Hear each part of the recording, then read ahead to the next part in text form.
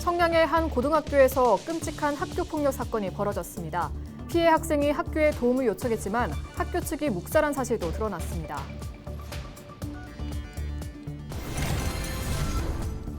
충남도의회가 최근 태안화력 사망사고와 관련해 산재 예방을 촉구하는 건의안을 채택하고 환하게 웃으며 사진을 찍어 논란이 일고 있습니다. 고 김충현 씨 사망사고 대책위원회는 공개 사과를 요구하고 있습니다. 이완섭 서산시장이 문화예술정책 벤치마킹을 위해 미국 시카고를 방문했습니다. 서산시는 문화예술타운 조성 사업 등을 추진할 계획입니다.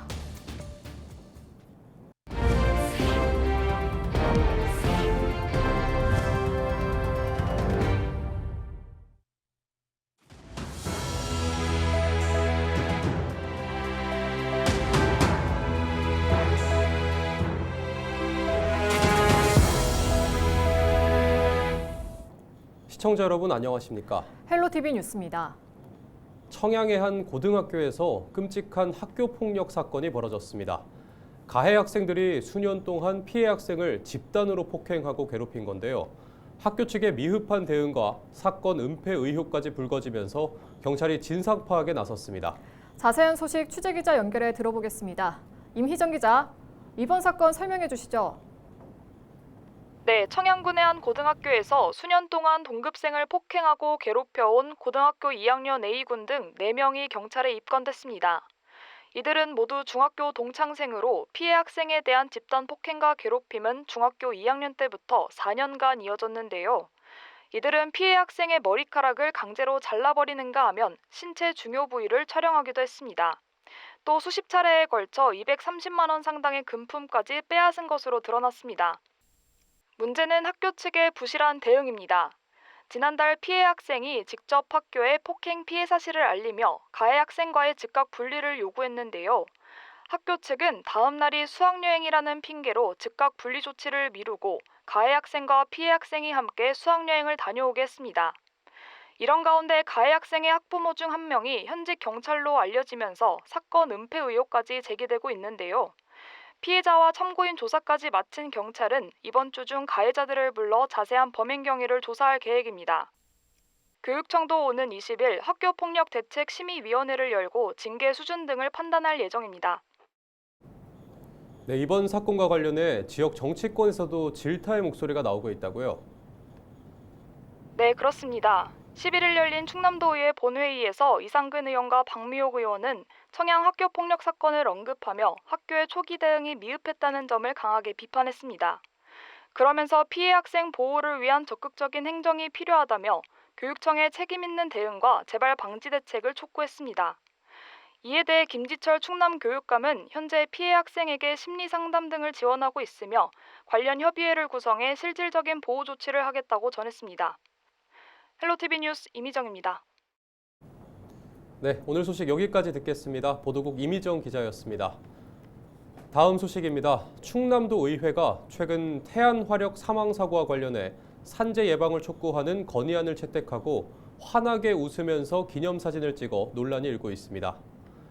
이에 대해 민주노동당 충남도당은 성명을 내고 충남도 의원들이 산재 예방 건의안 채택 현수막을 들고 환하게 웃으며 찍은 기념사진은 2차 가해에 가깝다며 강하게 비판했습니다. 고 김충현 씨 사망사고 대책위원회도 사진을 보면 추모와 애도의 태도는 전혀 보이지 않는다며 공개 사과를 요구했습니다. 서산시가 선진문화예술정책 벤치마킹을 위해 미국 시카고를 방문했습니다. 이완섭 서산시장은 10일 시카고 문화특별행사국을 방문해 주요 관계자들과 두 지역의 문화예술 정책에 대해 논의했습니다. 시카고는 연중 다양한 축제를 개최하고 있으며 지역 예술인을 위한 전시회 개최와 지원금 지급 등을 하고 있습니다. 서산시는 시민들의 문화예술 향유 기회 확대를 위해 문화예술타운 조성 사업을 추진하고 있습니다. 우리 시는 시민들의 문화예술 향유 기회를 넓히고 다양한 문화시설을 한 곳에 집약하는 문화예술타운 조성을 추진하고 있습니다. 이곳에는 국립국악원 분원, 서산문화원, 시무실관 등과 같은 공연과 전시를 아우르는 문화예술 관련 시설이 들어설 예정으로 있습니다. 그래서 이번 벤치마킹을 통해서 문화예술타운 조성에 대한 다양한 밑그림을 그릴 수 있는 아주 좋은 뜻깊은 시간을 갖게 되었습니다. 올해 첫 태풍이 발생했습니다. 제주를 시작으로 장마도 예년보다 빨리 시작될 예정인데요. 태풍과 장마 모두 강수량과 변동성이 커 철저한 대비가 필요합니다. 권정숙 기자의 보도입니다. 올해 첫 태풍 우딥이 필리핀 서쪽 해상에서 발생했습니다. 마카오에서 제출한 나비라는 뜻의 이름으로 1951년 기상관측 이래 5번째로 늦은 발생입니다. 이 태풍은 느리게 북서쪽으로 이동하다가 주말쯤 중국 상하이 남서쪽 내륙에서 소멸할 전망입니다. 우리나라에 직접 영향을 주진 않지만 문제는 간접 영향입니다. 제1호 태풍 우딥이 발생을 했습니다. 현재 제주도 남쪽 해상에 정체전선이 위치하고 있고요. 이 정체전선은 북태평양 고기압이 서쪽으로 확장함에 따라서 정체전선이 들려 올라갈 것으로, 북상할 것으로 전망이 되고 있습니다. 올해 장마는 12일 제주에서 시작됩니다. 예년보다 일주일 정도 빠른 것으로 장마 통기가 시작된 1973년 이후 세 번째로 이른 장마입니다. 정체전선 영향으로 12일부터 이틀간 제주와 남부지방을 중심으로 최대 80mm의 비가 내릴 전망입니다. 이후 열대 수증기가 더해지면서 13일과 14일에는 전국 대부분의 지역으로 비가 확대됩니다. 특히 14일 새벽부터 오전 사이 강수 강도가 가장 강해질 것으로 보여 호우특보 가능성도 제기되고 있습니다.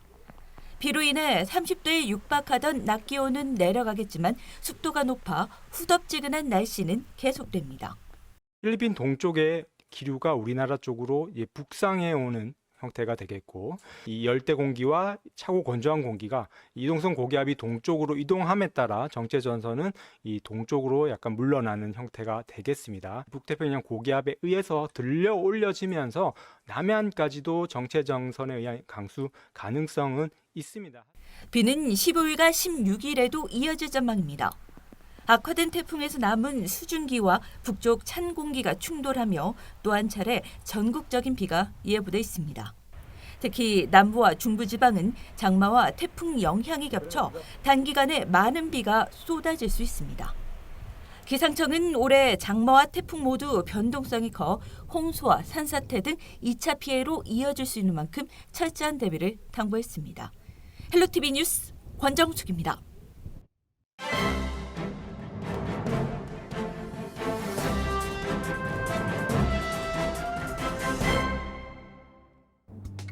충청투데이 기사입니다. 제2중앙경찰학교 유치전이 이재명 정부 출범 이후 더욱 과열되는 분위기입니다. 이재명 대통령이 대선 후보 시절 충남 아산과 전북 남원 두 곳 모두의 유치 지원을 약속했습니다. 민주당은 지난 선거운동 기간 전국 226개 시군구를 대상으로 한 우리 동네 공약에 제2중앙경찰학교 유치 지원 지역으로 충남 아산과 전북 남원 두 곳을 동시에 명시했습니다. 지역 균형 발전을 이유로 들었지만 사실상 두 지역 모두를 유치 대상지로 고려하겠다고 밝히면서 일찌감치 공약 실효성 논란이 일었습니다.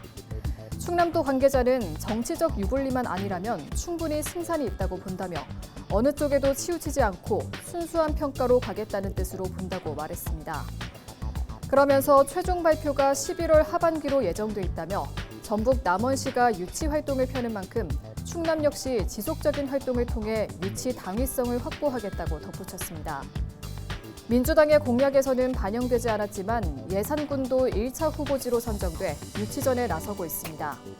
한편 경찰청은 제2중앙경찰학교 후보지 타당성 분석 및 사업 방식, 연구 용역을 발주한 상태입니다. 지금까지 신문 브리핑이었습니다.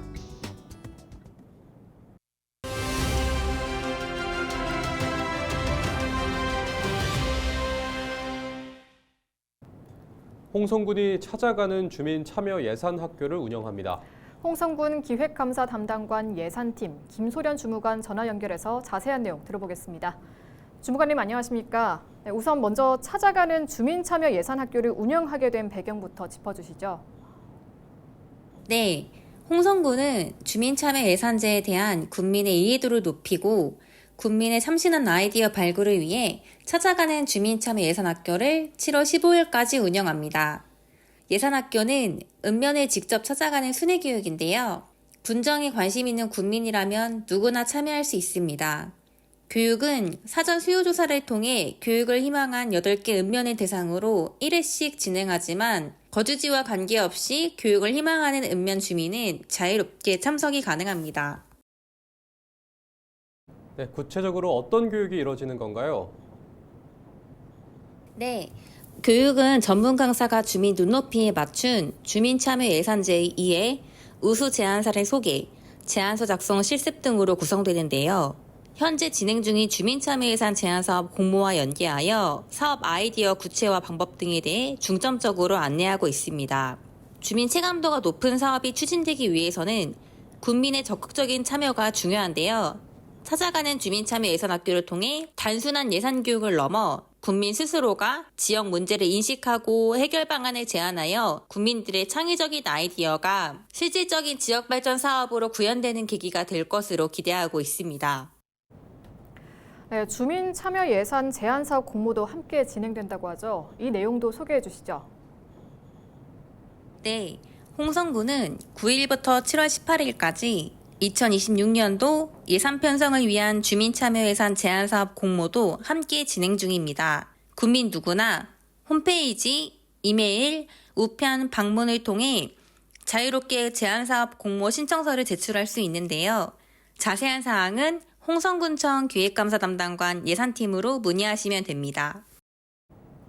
네, 오늘 말씀 여기까지 듣겠습니다. 지금까지 홍성군 기획감사 담당관 예산팀 김소련 주무관과 이야기 나눴습니다.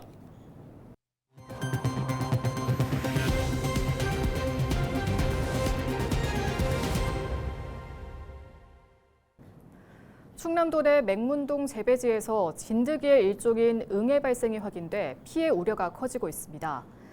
충남농업기술원은 11일 맹문동 재배농가를 대상으로 응애 예찰과 신속한 방제를 당부했습니다. 응애는 맹문동의 뿌리와 줄기에 기생해 작물 생육을 늦추고 수량을 줄이는 토양 해충으로 25도 이상에서 빠르게 번식합니다. 충남도는 약재 살포와 토양 처리 등 예방적 방제와 함께 정기 점검을 통해 초기 확산 차단에 나설 계획입니다. 충남도와 중국 지린성이 인삼산업을 중심으로 경제 협력을 강화합니다. 충남도는 11일 도청에서 전형식 정무부지사가 양안디 지린성 부성장을 접견하고 양 지역 간 산업 교류 확대 방안을 논의했다고 밝혔습니다. 두 지역은 인삼산업 분야의 기술 교류와 판로 확대를 추진하고 관련 기업 간 협력을 통해 공동 발전을 모색하기로 했습니다. 지린성 대표단은 충남 인삼 재배지와 가공시설을 직접 확인했으며 도는 인삼산업 특화 세미나와 인적 교류 프로그램 등 후속 정책을 추진할 계획입니다. 예산군이 에너지 취약계층을 위한 에너지 바우처 예외 지급 신청을 받습니다. 예산군은 에너지 바우처를 발급받았지만 주거 형태나 시스템 오류 등으로 사용하지 못한 가구에 자녀 지원금을 지급할 계획입니다. 신청은 주민등록상 주소지 읍면 행정복지센터에서 가능하며 요금 고지서 등 증빙 자료가 필요합니다. 환급금은 오는 30일부터 9월 12일까지 순차 지급될 예정입니다. 예산군이 본격적인 여름을 앞두고 어린이 공원 내 물놀이장을 점검합니다. 점검 대상은 다음 달 개장을 앞둔 어린이 공원 내 물놀이장 2곳입니다. 점검 항목은 놀이시설과 기계설비, 주변 시설물 안전 상태입니다. 예산군은 미끄럼틀과 배수 시스템 등 주요 시설물 작동 상태와 위생 상태 등을 중점적으로 점검할 계획입니다. 한편 예산군은 다음 달 5일부터 약 한 달간 물놀이장을 운영하고 운영기간 안전요원을 상시 배치해 긴급 상황 대응 체계를 유지할 방침입니다. 홍성군이 모판 부족 문제 등을 해소하기 위해 벼 못자리 수급은행을 운영합니다. 홍성군 농업기술센터는 지난달 15일부터 수급은행을 한시적으로 운영했고 현재까지 177농가에 5만 8천여 판의 모판을 지원했다고 밝혔습니다. 홍성군은 앞으로도 직파 파종, 보급종 추가 공급 등 다양한 후속 대책을 이어가고 농가 영농 지원을 지속적으로 확대할 방침입니다. 이상으로 뉴스를 마칩니다. 시청해주신 여러분 고맙습니다.